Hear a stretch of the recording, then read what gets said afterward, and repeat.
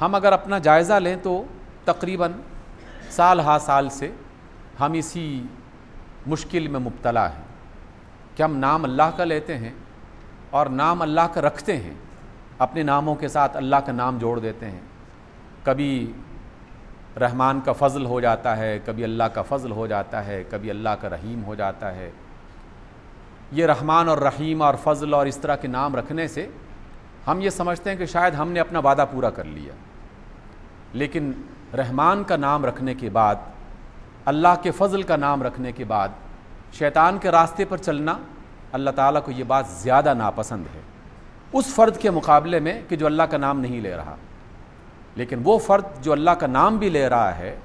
اور اس نے اپنا نام بھی اللہ کے نام کے ساتھ جوڑ کے رکھا ہوا ہے اور وہ اپنی پہچان بھی یہ کرواتا ہے کہ میں اللہ کا فضل ہوں، میں رحمان کا فضل ہوں،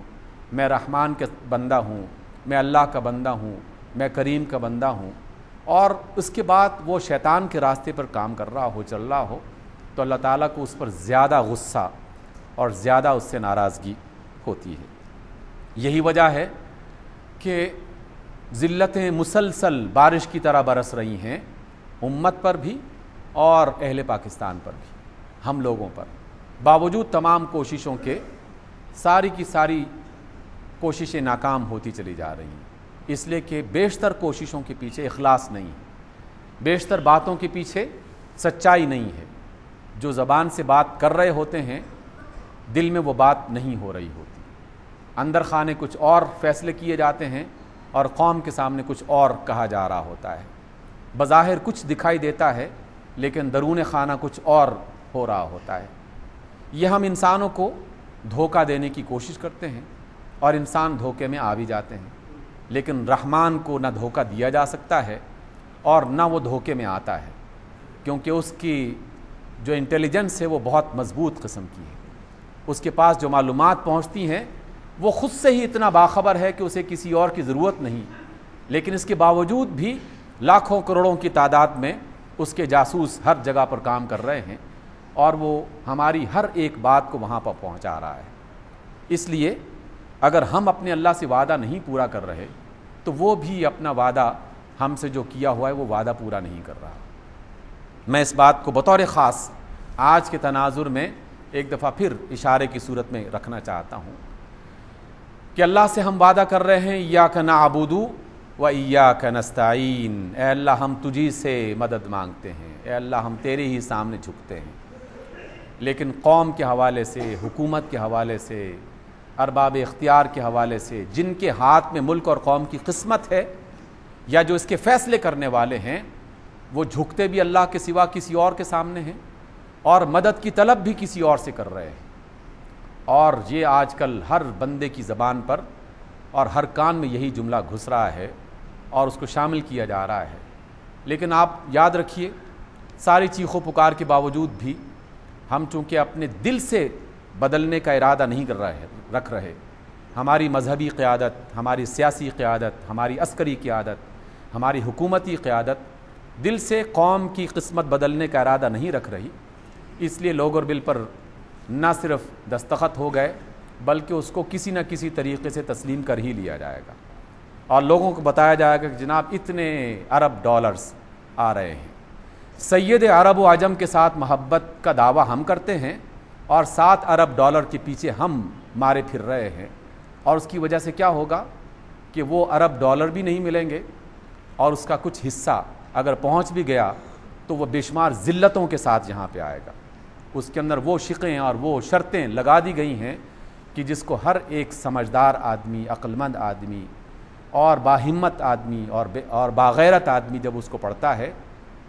تو اس کا سر واقعی جھک جاتا ہے کہ کیا واقعی اس طرح کی ذلت ہم اختیار کر سکتے ہیں۔ وزیر صاحب نے اعلان کیا کہ اگر قوم قربانی دینے کے لیے تیار ہو جائے تو ہم اس بل کو مسترد کر سکتے ہیں، قوم قربانی دینے کے لیے تیار ہو جائے، اور یہی سب سے بڑی مشکل ہے۔ حالانکہ قربانی کا آغاز قائدین سے ہوا کرتا ہے، لیڈر سے ہوا کرتا ہے۔ نبی محترم علیہ الصلوۃ والسلام اس کی سب سے بڑی مثال ہے اور صحابہ اکرام اس کے سب سے بڑی مثال ہے، اور امت اسلامیہ میں جہاں کہیں ایسا سنہری باب لکھا گیا ہے کہ جس بندے کا نام بلند ہے اور جس کا سر بلند رہا اس نے قربانی کا آغاز اپنے اندر سے کیا ہے، اپنے آپ سے کیا ہے۔ اور موجودہ صورتحال یہ ہے، ایس ایم ایس کے ذریعے سے مختلف میسج تقسیم ہو رہے ہیں کہ پاکستان میں ایک وزیر صاحب پر ایک سال میں جتنا خرچ ہوتا ہے اتنا ایک عام پاکستانی جتنا اس پر خرچ ہو سکتا ہے، ایک وزیر کے مقابلے میں 3 لاکھ پاکستانی پل سکتے ہیں۔ جتنا ایک سال میں ایک وزیر پر خرچ ہوتا ہے اس کے مقابلے میں 3 لاکھ عام آدمی اس کا سالانہ خرچہ اتنا ہوتا ہے۔ اور قوم سے کہا جا رہا ہے کہ قوم قربانی دے تو ہم بل کو مسترد کر سکتے ہیں۔ قوم قربانی نہیں دے گی، اس لیے کہ قائدین سے آغاز ہوتا ہے۔ اور میں نے 3-4 مذہبی، عسکری، سیاسی پیشواؤں کا، راہبروں کا تذکرہ بطور خاص اس وجہ سے کیا کہ سب کے سب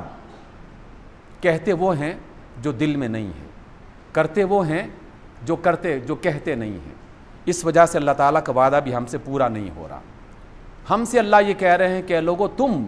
مجھ سے کیا جانے والا وعدہ اس کو پورا کرو، مجھ پہ بھروسہ کرو، اور میں تمہارے ساتھ کیے جانے والے وعدے کو پورا کروں گا۔ تمہیں عزت بھی ملے گی، دولت بھی ملے گی، سہولت بھی ملے گی۔ لیکن اگر وہ وعدہ تم پورا نہیں کرو گے تو پھر ایک کے بعد دوسرا اور دوسرے کے بعد تیسرا ظالم سے ظالم تر انسان آتا چلا جائے گا اور وہ مشکل میں اضافہ کرتا چلا جائے گا۔ اللہ فرماتے ہیں اہل کتاب سے خطاب ہے، لیکن بات ہمیں کہی جا رہی ہے کہ تم اس بات کو تسلیم کر لو جو اللہ تعالیٰ کی طرف سے اتاری گئی ہے۔ وَلَا تَلْبِسُوا الْحَقَّ بِالْبَاطِلِ، دیکھو حق اور باطل کو آپس میں مکس اپ مت کرو، اچھی اور غلط بات کو، سچ اور جھوٹ کو آپس میں ملا کے مت لوگوں کے سامنے پیش کرو۔ اور یہی ہم کر رہے ہیں، جھوٹ کو سچ کے ساتھ اور سچ کو جھوٹ کے ساتھ ملا دیا جاتا ہے۔ اور دیکھیے سچ جھوٹ کے ساتھ مل جائے تو نقصان جھوٹ کا نہیں ہوتا، نقصان سچ کا ہوتا ہے،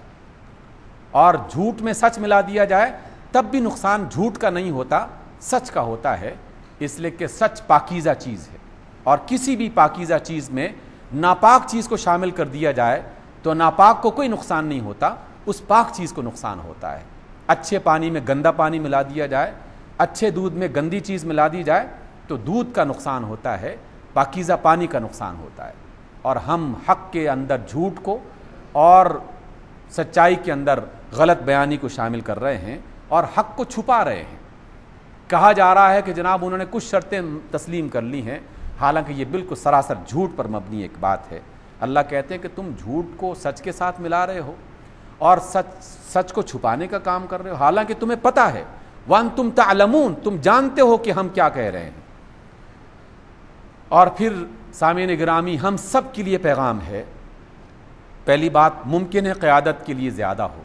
لیکن اب جو بات میں کہہ رہا ہوں یہ سب کے لیے ہے، جس میں قائدین بھی شامل ہیں اور عوام بھی شامل ہیں۔ وہ کیا بات ہے؟ وَأَقِیمُوا الصَّلَاةَ، اے لوگوں نماز کو قائم کرو، وَآتُوا الزَّکَاةَ، اللہ کے دیے ہوئے مال کو خرچ کرو، وَارْکَعُوا مَعَ الرَّاکِعِینَ، اور جھکنے والوں کے ساتھ اللہ کے سامنے جھکنے کا اہتمام کرو۔ أَتَأْمُرُونَ النَّاسَ بِالْبِرِّ وَتَنْسَوْنَ أَنفُسَكُمْ، کیا تم لوگوں کو نیکی کی بات بتاتے ہو اور اپنے آپ کو بھول جاتے ہو، دوسروں کو کفایت شعاری کا درس دیتے ہو اور خود اس کے قریب نہیں پھٹکتے، دوسروں کو کہتے ہو کہ بجلی کا ایک بلب زیادہ نہ جلاؤ اور خود پورے کے پورے وائٹ ہاؤس جو ہیں وہ اس کے گرد چکر لگاتے ہو اور اپنے گھروں میں باقاعدہ ہر چیز کو روشن کر دیتے ہو۔ وَلَا تَلْبِسُوا الْحَقَّ بِالْبَاطِلِ، اور أَتَأْمُرُونَ النَّاسَ بِالْبِرِّ، اس کو ہمارے سامنے رہنا چاہیے۔ وَأَنْتُمْ تَتْلُونَ الْكِتَابَ، اے لوگو تمہیں کیا ہو گیا ہے کہ تم کتاب بھی پڑھتے ہو، اللہ کی کتاب بھی پڑھتے ہو، تورات بھی پڑھتے ہو، وہ بھی جھوٹ بول رہے ہیں اور ہم بھی جھوٹ بول رہے ہیں، وہ بھی غلط بیانی کر رہے ہیں اور ہم بھی غلط بیانی کر رہے ہیں۔ افلا تعقلون، کیا تمہیں کوئی عقل نہیں ہے کہ تم اللہ کی بات کو سمجھتے بوجھتے پڑھتے ہوئے بھی اسی نادانی کے راستے پر چل رہے ہو؟